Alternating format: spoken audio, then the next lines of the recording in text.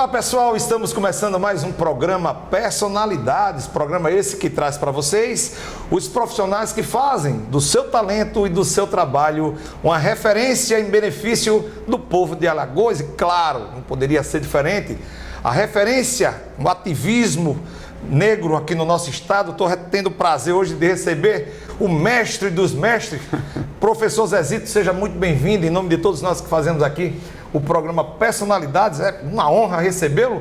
E claro, a primeira pergunta, eu queria que o senhor se apresentasse para o pessoal de casa, quem é Zezito de Araújo? Seja bem-vindo, amigo. Neto, eu que fico grato pelo convite que você me faz para participar desse programa que tem uma profundidade em trazer para Alagoas, aliás, para o Brasil, não é? O conhecimento daqueles que fazem história e são proativos, né, na sociedade alagoana. Eu sou, como você já falou, Zezito de Araújo, né? Sou natural de São Luís de Quitunde, nasci em uma comunidade quilombola, Cabeça de Porco, tive uma infância muito feliz, né? O aprendizado com a natureza, com o gado, com as cabras, com os cabritos, foi essa a minha infância, né? Foi um aprendizado que eu tenho até hoje e tenho na minha memória gravada, mesmo saindo de Cabeça de Porco, ainda com 5 anos de idade, mas as minhas experiências com os meus familiares, não é? A interação, já que eu morava em uma comunidade quilombola, tem algumas tradições de interações coletivas, então tudo isso me fez uma pessoa muito feliz, desde da infância até a minha idade hoje. E aí da Cabeça de Porco, né, o povoadozinho lá de São Luís de Quitunde, você desponta para o ativismo, né, eu diria, da classe negra. E, claro, de repente você se descobre já dentro desse processo, temos muito o que conversar, até porque é um programa marcante, né, é um tema extremamente importante. E aí, desde quando você já se descobriu, né, veredando para esse lado da defesa do negro aqui em Alagoas? A minha descoberta da condição de negro, né, de ativista, se deu dentro do processo de redemocratização da sociedade brasileira. Eu acho que é bom a gente lembrar que o início dos anos 80, quando se deu toda aquela movimentação das diretas já, da busca da democracia no Brasil, que nós estávamos saindo da ditadura, que eu estava entrando na universidade e que eu estava entrando no movimento negro. Então, veio aí toda uma discussão, mas qual foi o mote maior que me levou a isso? Foi a história de Zumbi dos Palmares. Ora, eu nasci em São Luís de Quitunde. São Luís de Quitunde fica na região do Quilombo dos Palmares, a região norte de Alagoas. Então, eu entrei nessa militância e na universidade para trabalhar com a questão do Quilombo dos Palmares. Foi quando nós tivemos aqui em Alagoas aproximadamente quase 100 militantes do movimento negro para discutir a história da Serra da Barriga, para discutir a história do Quilombo dos Palmares. E eu, na condição de professor universitário, fiz parte desta equipe, juntamente com os grandes teóricos e pensadores do movimento negro, na época Abdias Nascimento, Lélia Gonzalez, Joel Rufino dos Santos, o grande pensador na época, mesmo não sendo negro, mas sempre esteve do professor Ottaviani, né? Então, foi isso que me levou à descoberta. E essa descoberta foi na militância mesmo, na pesquisa, pregando cartaz na rua. Então, isso que me deu essa consciência. Maravilha. Eu estava, pessoal, dando uma pesquisada um pouco da vida do professor Zezito e algo me chamou a atenção. E é essa vida, né, essa garra, né, pelo que faz, a gente sente realmente a vontade, né, o penhor, né, de levantar essa bandeira. Professor Zezito e nós que fazemos a sociedade alagoana devemos muito ao Exército Brasileiro. Por que isso? Porque ele fez o vestibular sem falar para o comandante lá do Exército, não foi isso? Foi isso. Fala um pouco, eu não vou falar mais não, eu acho que foi tão legal, né, que o comandante fez, já que você fez o vestibular, escolheu lá ou cá. Aí ele foi ser um historiador, foi um presente que Deus deu para todos nós. Fala um pouco essa experiência aí para a gente. Olha, olha, Neto, eu sempre fui uma pessoa ousada, né?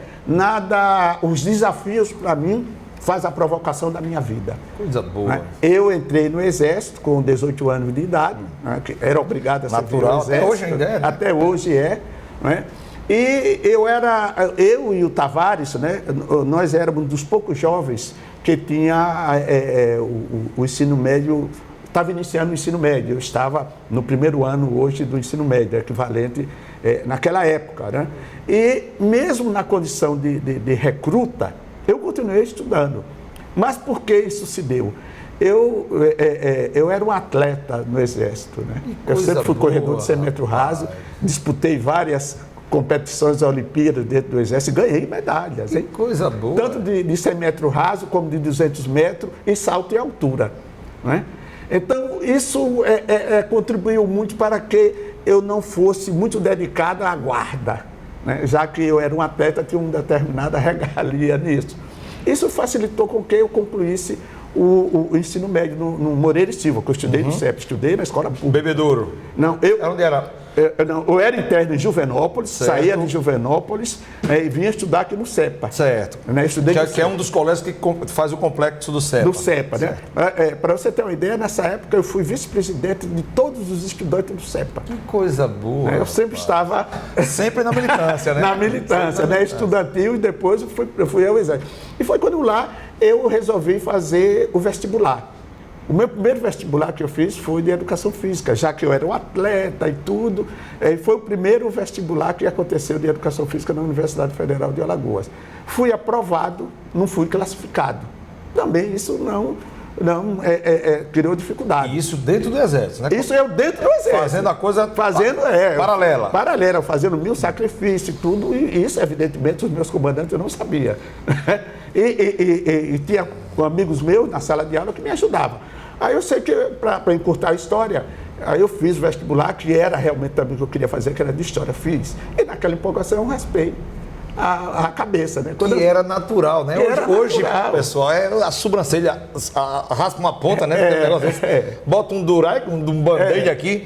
Mas naquela época, né, raspava a cabeça toda. Aí eu fui de manhã para me apresentar, quando o comandante chegou para mim e pediu quem autorizou eu estudar. Primeiro eu estudar. Caramba! Eu digo, não, eu estudei porque eu já vinha, eu queria concluir o segundo grau, fiz o vestibular e depois, a partir desse momento, você não vai estudar mais. Que coisa, rapaz. Aí eu olhei assim para ele, eu digo, tá certo, eu vou buscar os meus canais. E aí eu, como diz a história, vou buscar os meus direitos. Os meus direitos, né? E a gente sabe que todo ambiente tem pessoas que apoiam as nossas iniciativas. E tinha um major que minha mãe trabalhava, inclusive minha mãe era doméstica, trabalhava para ele, né? Aí eu fiz a narrativa para ele e disse, não, eu vou tirar você da companhia de comando e você vai lá para trabalhar no S3. Aí eu fui trabalhar no S3, fazia o meu expediente e à tarde eu ia fazer o curso de História lá no campus Tamandaré. Lá no campus Tamandaré. Mas também só a questão do Exército na sua vida só foi um ano ou você permaneceu? Não, eu de imediato. Seguiu a carreira? Eu passei um ano enquanto recruta, no segundo ano fiz concurso para cabo, fui cabo do Exército também. Coisa, rapaz. Fiz até para sargento, mas foi nesse inteirinho quando eu fiz a opção para sair, para continuar o curso de História. Você tem uma história bárbara, eu confesso a você, outra coisa que eu achei muito bonito de sua parte, para quem não sabe, pessoal, o professor Zezito já foi pintor, já foi carpinteiro, pedreiro, colaborou com a construção do Juvenópolis. A base da construção lá, atual, ainda quem construiu fui eu. Fui padeiro, mais de 2 anos. Eu, juntamente com o Carlos Alberto, que produziu o pão para os meninos lá de Juvenópolis. De onde é que vem essa energia, professor Zezito? O senhor sempre foi uma pessoa extremamente enérgica. A que se deve isso? Olha, eu acho que vem muito dos meus familiares, né? Meu pai, minha mãe, né? Que nós somos do Grupo Ambundo, que são os formadores da sociedade alagoana, né? E eles sempre foram dinâmicos, criativos. Né, criativos, e eu observava muito isso. E outra coisa, pela minha condição social de miséria, não era de pobreza, era de miséria. É uma diferença muito grande, né? De pobre para miserável. Nós éramos miseráveis, então eu tinha uma meta de superar aquilo. Eu não sei de onde via essa energia, né? Mas eu tinha uma meta, então eu não poderia ficar, tá entendendo, esperando que as coisas acontecessem, eu tinha que provocar. Aí foi isso que me fez, tudo que surgia. Para você ter uma ideia, enquanto eu perdi o vestibular para a Educação Física, de imediato eu fiz o concurso para a Escola Técnica de Química. Por quê? Iniciou-se aqui, né, na década de 80, a instalação do Salgema, e estava precisando de química. E eu fiz também até o 2º ano de química. É aquele que tinha que fazer uma prova, um concursozinho para poder entrar na escola técnica. Entrar na escola técnica que eu Você fiz. Passei, porque o meu sonho era ir para o Salgema. Mas aí eu fiz o vestibular para a História, passei, eu digo, então eu vou deixar o arquivo para História. E concluí dentro de 4 anos. Para você ter uma ideia, eu concluí o curso em dezembro de 1979. Em março de 1980, eu já estava na Universidade Federal de Alagoas. Que coisa! E aí também concursado da UFAL? Eu entrei como professor colaborador e quando foi em maio eu fiz o concurso da UFAL, fiquei efetivo. Fiz o concurso do Estado, na mesma época também fiquei efetivo. E fiz o concurso do INSS, aí eu tinha 3 opções. Aí eu fiquei com o Estado, fiquei com a UFAL e botei o INSS de lado. Que coisa maravilhosa. E aí já dentro da UFAL, professor, o senhor, né, abraça uma causa importante, né, que principalmente a discriminação com o negro, né, que todo mundo muitas vezes gosta de virar a página sobre esse assunto. E quando se encontra com o professor Zezito, daqui a pouco a gente vai falar um pouco sobre o livro Os Quilombos, que ele acaba de lançar, o senhor, para poder se posicionar no tocante a esse ativismo, né? Essa pessoa que levanta essa bandeira faz o negro eu defendo. Então, quanto foi Zumbi dos Palmares, né, que matou e morreu, né, pela classe dele, o senhor deve ter enfrentado muitos desafios dentro da universidade. Fala um pouco para a gente sobre isso. Não foi fácil, eu imagino. Não foi fácil. O primeiro desafio foi no primeiro mês que eu entrei, em março, quando uma companheira lá de trabalho disse que eu ia criar o racismo na Universidade Federal de Alagoas. Você imagina, quer dizer, a minha condição de negro já provocava isso, como o racismo não existisse dentro da sociedade. Ora, a universidade, como qualquer escola, ela é um micro do espaço da sociedade geral. Então não seria eu, pelo contrário. Eu fui para provocar uma discussão acerca disso. Eu cheguei na Universidade Federal de Alagoas para lecionar 2 disciplinas. Antropologia do Brasil 1, que era sobre o índio, e a Antropologia do Brasil 2, que era sobre o negro. E mais no aspecto cultural. Então foi o primeiro impedimento. Quando eu soube, inclusive houve relato dos estudantes, né, que disseram que a professora tinha dito que eu não era capaz de ensinar isso. Mas eu sabia que no fundo a questão não era essa.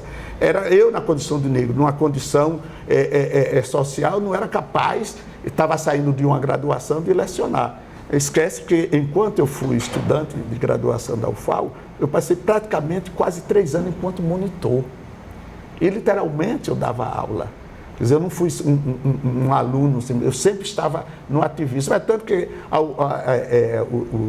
os alunos da graduação, né, me chamavam, quando eu estava na atividade, do professor do campo. Porque as minhas aulas sempre foram aulas práticas, levar o estudante às cidades históricas de Alagoas. Praticamente todos os estudantes que estiveram, tanto na UFAL quanto no SESMAC, também eu fui professor do SESMAC durante 5 anos, fui coordenador do curso de História do SESMAC. E a nossa prática é levar o aluno para o campo, era levar o aluno para conhecer e fazer uma releitura daquela história. E foi isso que me fez fazer uma releitura da história do Quilombo dos Palmares. Quer dizer, a minha identidade na descoberta da condição de ser negro se deu também ao descobrir a história da Serra da Barriga. Evidentemente que não foi só a minha pessoa, mas um conjunto de pessoas que contribuíram com isso, porque quando o professor João Azevedo, que era reitor da universidade nessa época, ele me incumbiu, disse: Zezito, você será o diretor do Núcleo de Estudos Afro-Brasileiros da Universidade Federal de Alagoas. Em 1983, assumi essa missão. Para quem foi pintor, para quem foi... né? Que coisa maravilhosa. E sua missão aí, morar em União dos Palmares para iniciar os trabalhos de pesquisa na Serra da Barriga. Que coisa boa. Isso merece uma comemoração. Vamos tomar um café? Vamos tomar um café. Pessoal, eu vou, claro, tomar um café aqui do Hotel Tambaqui com o professor Zezito, a gente volta já, tá bom? Valeu.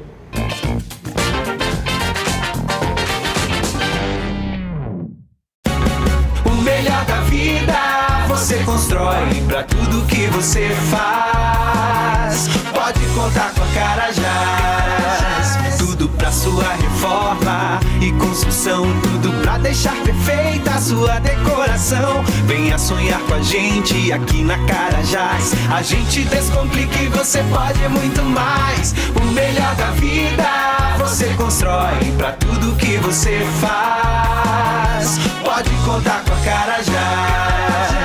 Sempre os melhores preços e condições, qualidade, atendimento e super promoções. Televendas, loja, site ou app, tanto faz. Conectados pra sua casa ficar demais. O melhor da vida você constrói pra tudo que você faz. Pode contar com a Carajás. Pode contar com a Carajás.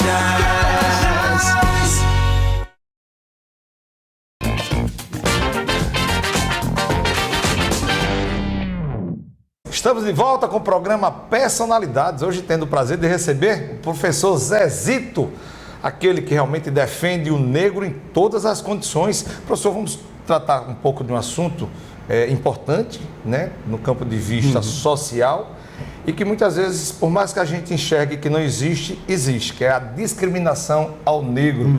Como é que o senhor tem visto isso e qual o comparativo que o senhor faz do século, né, no caso, 20 para o século 21, até porque o senhor é um grande estudioso, parece que a coisa piorou, não foi, para esse tema?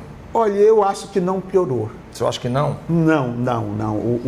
O que difere do século XX para o século, o século XXI, ou do ano 20 para o 21 para o 22, é que nós temos hoje, Neto, o racismo, ele na sua sublimação mais efetiva, que é o ódio. O que nós estamos percebendo hoje é o ódio. Esse ódio, ele está acompanhado da desumanização para você eliminar o outro. Porque o racismo sempre esteve presente. Se fala no racismo estrutural, no racismo institucional, eu acho que isso fica muito subjetivo. Vamos dar um exemplo clássico. Na criação de políticas públicas para dar oportunidade de igualdade a todos. Porque não adianta você estar criando políticas públicas generalizadas, porque políticas públicas generalizadas você vai efetivar cada vez mais as desigualdades. Verdade. E a desigualdade é resultado de um processo histórico. E o racismo está diante dessas desigualdades que existem.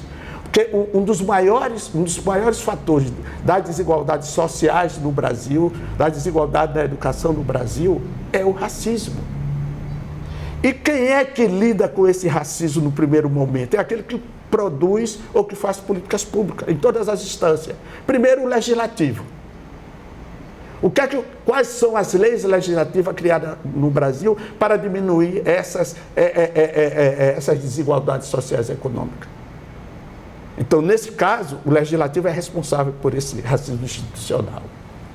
O executivo também, porque ele tem a capacidade de criar isso. Entendeu? Então, é fundamental que nós tenhamos essa visão, porque é assim que esse racismo se manifesta. Verdade, concordo plenamente. Inclusive, já que o senhor falou em políticas públicas, né, eu acredito que eu tenho um tema aqui que vai chancelar o que o senhor acabou de dizer. E que eu acho que o racismo já começa aí. Cotas para negros.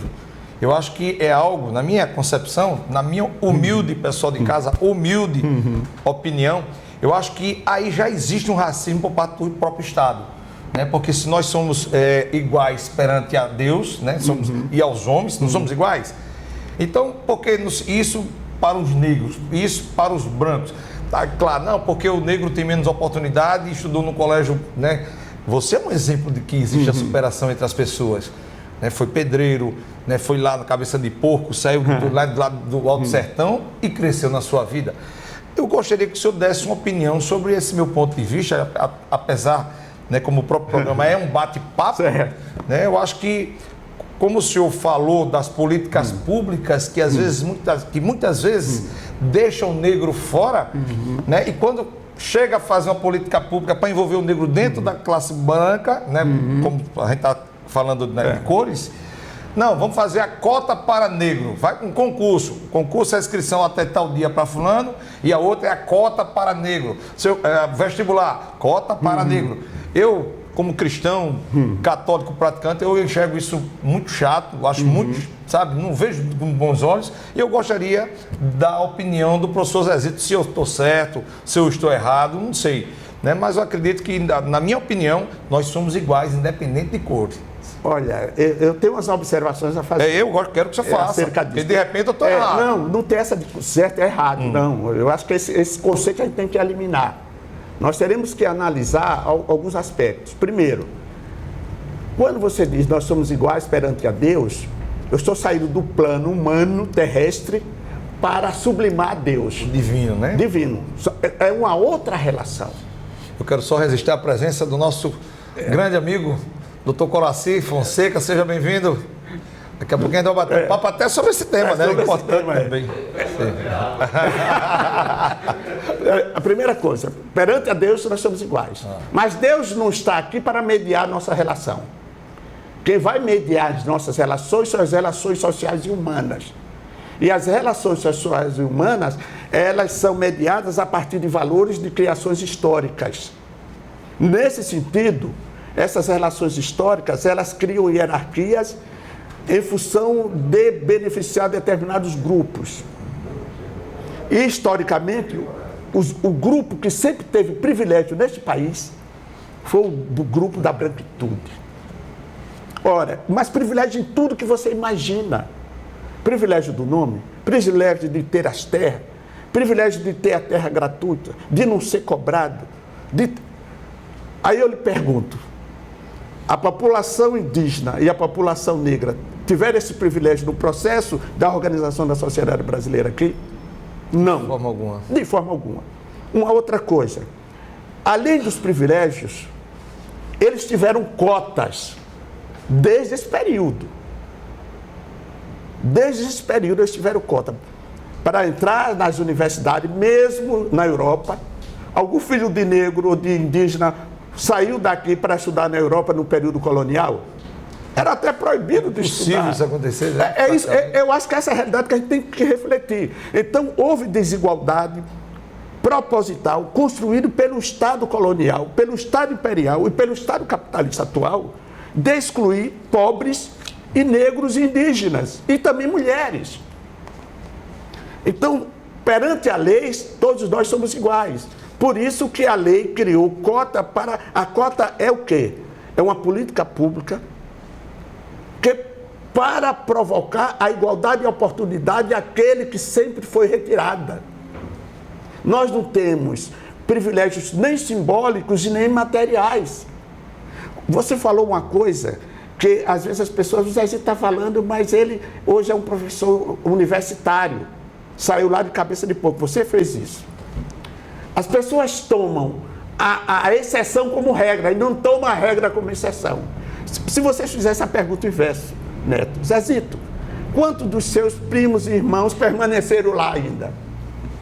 Aí eu digo a resposta. Eles morreram no eixo da cana lá, cortando cana para a usina Santo Antônio. Eu fui a exceção. O resto está lá. É essa a realidade da população brasileira. É a inversão da coisa. É uma inversão, entendeu? Por isso que nós teremos que criar políticas públicas de cotas para isso.